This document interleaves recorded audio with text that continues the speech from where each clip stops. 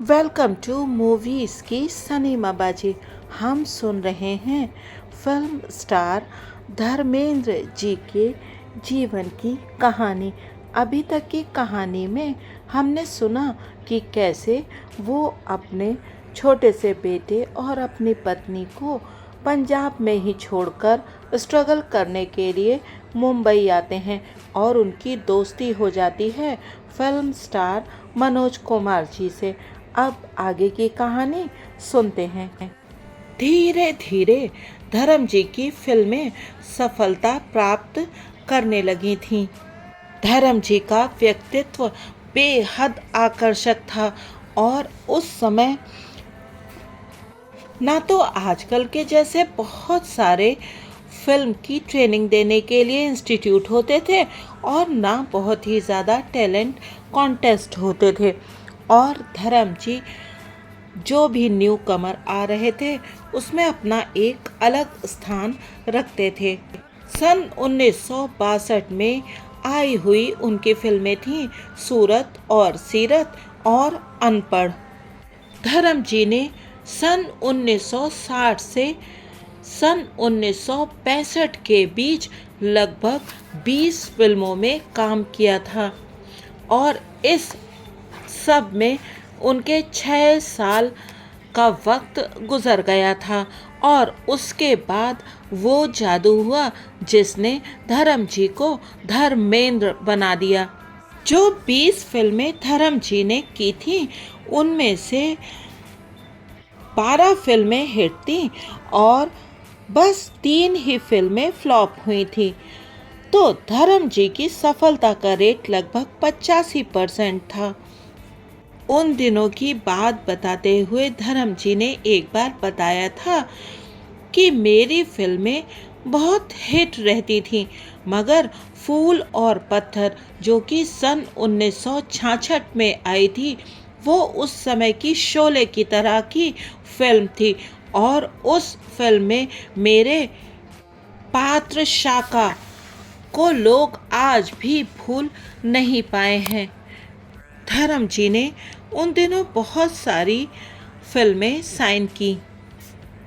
इस बारे में बात करते हुए उन्होंने बताया था कि किसी एक्टर के लिए अपना कैरियर बनाना बहुत आसान नहीं होता है। इस राह में बहुत सारे रोड़े आते हैं और बहुत सारा डर और इनसिक्योरिटी भी होती है। उस समय ये भी होता है कि आप मन ही मन इस बात का डर रखते हैं कि कहीं ऐसा ना हो कि आप जल्दबाजी में किसी बहुत बड़ी हिट फिल्म को ही छोड़ दें। और इस संबंध में एक बात और, क्योंकि वो एक न्यू कमर थे तो पैसा भी उनके लिए महत्व रखता था।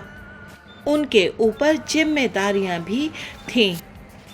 उन्होंने याद करते हुए बताया था, मैंने अपनी पहली कार खरीदी थी, एक सेकंड हैंड कार जैसी मैंने सोची थी।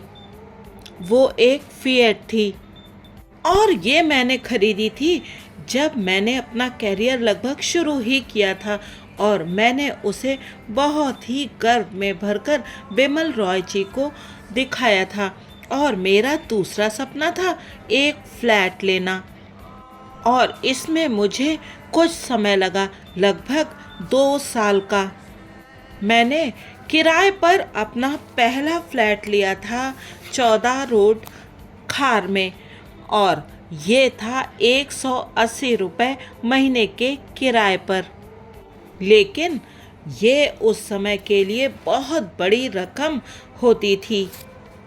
और उसके बाद मैंने अपने माता पिता, अपने बेटे और अपनी पत्नी को अपने पास मुंबई बुला लिया। मेरी माताजी तो तैयार थी मगर मेरे पिताजी अब भी मुझसे नाराज थे क्योंकि मैंने उनका सपना जो तोड़ दिया था। वो चाहते थे कि मैं प्रोफेसर बनूं। मैंने उन्हें बताया कि मैंने एक ऐसा रोल निभाया है और वो मुझ पर चिल्लाए। उल्लू के पट्टे, मेरा मतलब था असली प्रोफेसर। हालांकि वो मुंबई आ गए, लेकिन ये सब इतनी जल्दी नहीं हुआ था। इसमें थोड़ा समय लगा था। 1961 में धर्म जी ने 2 फिल्मों में काम किया था, जिसमें पहली थी मधुबाला और शम्मी कपूर जी की बॉयफ्रेंड। उसमें उन्होंने एक सपोर्टिंग रोल किया था, पुलिस इंस्पेक्टर का। और उसके बाद शोला और शबनम, उसमें धर्म जी ने फिल्म के दूसरे हीरो के सामने बहुत अच्छा काम किया था।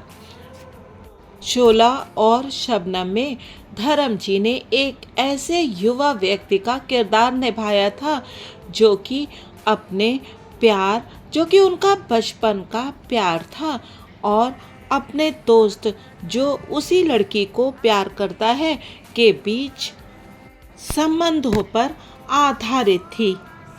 ये फिल्म एक ऐसा लव ट्रायंगल थी जिसका कि एक अनपेक्षित क्लाइमैक्स था, और उसने दर्शकों के मन में सहानुभूति पैदा कर दी थी। और इसका एक गाना, जाने क्या ढूंढती रहती हैं ये आंखें मुझ में, राख के ढेर में शोला है न चिंगारी, बहुत प्रसिद्ध हुआ था। और पुराने फिल्मी गाने चाहने वालों के लिए ये गीत आज भी उतना ही अधिक लोकप्रिय है। और एक मज़ेदार बात और, फिल्म के दूसरे हीरो एम राजन, उन्होंने जिन्होंने फिल्म शोला और शबनम के पहले हीरो की भूमिका निभाई थी, उन्हीं ने सन 1967 में धर्म जी की माला सिन्हा जी के साथ स्टार कास्ट वाली फिल्म जब याद किसी की आती है में विलन की भूमिका निभाई थी। और सन 1981 में आई प्रोफेसर प्यारेलाल में भी एक छोटी सी भूमिका निभाई थी। और इसी दौरान मोहम्मद रफ़ी साहब की आवाज़ धर्म जी के ऊपर फिल्माए गए गीतों में दी जाने लगी। धर्म जी बताते हैं कि मोहम्मद रफ़ी साहब ने मुझे अपनी बहुत ही कोमल, सुंदर और आवाज़ दी थी। दरअसल रफ़ी साहब की सुरीली आवाज़ धर्म जी पर बहुत सूट करती थी। इसी फिल्म की एक बहुत और रोचक बात है। इस फिल्म शोला और शबनम में धर्म जी ने पहली बार अपनी शर्ट उतारी थी। हालांकि ये एक बहुत ही नेचुरल सीन था। और इसके साथ साथ एक और बहुत ही रोचक पहलू ये है कि इस फिल्म को डायरेक्ट किया था रमेश सहगल जी ने। और ये धर्म जी के कैरियर की तीसरी फिल्म थी। और रमेश सहगल जी ही वो डायरेक्टर थे जिन्होंने धर्म जी की ज़िंदगी बदल दी थी, क्योंकि उन्हीं ने बनाई थी फिल्म शहीद। और रमेश जी ने ही इन्हें इनकी पहली सफल फिल्म दी, जिसमें कि धर्म जी ने हीरो का रोल निभाया था। और उसके बाद धर्म जी ने उन सभी कलाकारों के साथ काम किया, एक के बाद एक, जिन्हें कभी वो अपना आइडियल मानते थे और जिनके साथ काम करना उनका सपना था। सन 1962 में आई थी फिल्म शादी। और इस फिल्म में इंद्राणी मुखर्जी जी, जो उनकी पत्नी बनी थी, उन्हीं ने धर्म जी की भाभी का रोल निभाया। 15 साल बाद फिल्म चाचा भतीजा में। अनपढ़ धर्म जी की अगली फिल्म थी बलराज साहनी साहब के साथ। इसी बीच में आई थी बंदिनी और बेगाना। फिल्म अनपढ़ के बारे में बात करते हुए धर्म जी ने बताया था कि क्योंकि वो बहुत शर्मीले थे और माला सिन्हा जी उनकी हिचक जान रही थी, तो फिल्म के एक रोमांटिक सीन में माला सिन्हा जी ने उनके दोनों हाथ लेकर अपने गालों पर रख लिए थे और धीरे धीरे उनकी हिचक दूर हो गई थी। फिल्म का एक गाना आज तक गुनगुनाने वाले गाते रहते हैं, आपकी नजरों ने समझा प्यार के काबिल मुझे। हालांकि ये कोई पक्की खबर नहीं है, फिर भी उड़ती उड़ती सी खबर ये सुनी गई थी कि दुलाल कुहा जी, जिन्होंने धर्म जी के साथ बहुत सारी फिल्में बनाई थी, उन्होंने ये बताया था कि फिल्म बंदिनी के लिए धर्म जी को अशोक कुमार जी वाला रोल दिया जा रहा था और धर्म जी वाला रोल दिया जा रहा था शशि कपूर साहब को। लेकिन फिल्म में स्वतंत्रता सेनानी हीरो विकास का जो रोल बाद में निभाया अशोक कुमार जी ने, उनका हंसने का एक स्पेशल तरीका था और वो बिमलदा को अशोक कुमार जी में ही नज़र आया।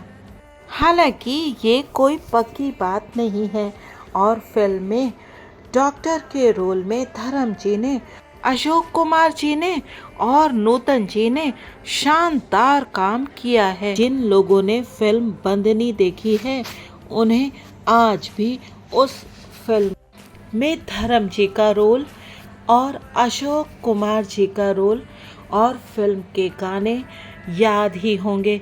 फिल्म के गीत ऐसे बन पड़े हैं कि उन्हें शायद कभी भूला नहीं जा सकता, वो तो अमर हो गए हैं। फिल्म का मेरा पसंदीदा गीत है मेरे साजन है उस पार, मैं मनमार हूँ इस पार, ओ मेरे माझी ले चल पार की बार ले चल पार। और इसी फिल्म का एक बहुत और प्रसिद्ध गीत है, ओ जाने वाले हो सके तो लौट के आना। और इसके साथ साथ नूतन जी पर फिल्माया गया गीत मोरा गोरा रंग ले ले मोहे श्याम रंग दे दे भी बहुत प्रसिद्ध है। हालांकि इस बात पर कि धर्म जी को अशोक कुमार जी वाला रोल ऑफर किया गया था, गुलजार जी बिल्कुल साफ मना करते हैं। वो कहते हैं कि ऐसा कुछ नहीं हुआ था, अशोक कुमार जी वाला रोल एक मैच्योर व्यक्ति का रोल था।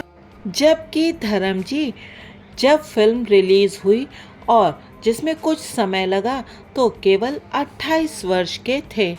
खैर जो कुछ भी हुआ होगा, फिल्म बेहद खूबसूरत है और आज भी अगर आप उस फिल्म को देखें तो वो आपके मन को छू लेती है। और धर्म जी भी इसी बात की पुष्टि करते हैं। वो बताते हैं कि मैं बहुत इंतज़ार कर रहा था जब मेरा स्क्रीन टेस्ट हुआ था फिल्म फेयर कॉन्टेस्ट के बाद कि बिमल राय जी मुझे फिल्म के लिए बुलाएंगे। उनके असिस्टेंट देबू सेन जी मुझे बहुत पसंद करते थे। उन्होंने मुझे देखकर कहा था, है बात, यानी कि तुम्हारे अंदर कुछ खास है। और कुछ दिनों बाद उन्होंने मुझे बुलाया और कहा कि बिमलदा मुझसे मिलना चाहते हैं। मैं अंदर गया और बिमलदा ने कहा, आओ आओ धर्मेंदु, तुम्हारी बऊदी ने माछ भेजी है, यानी कि मछली।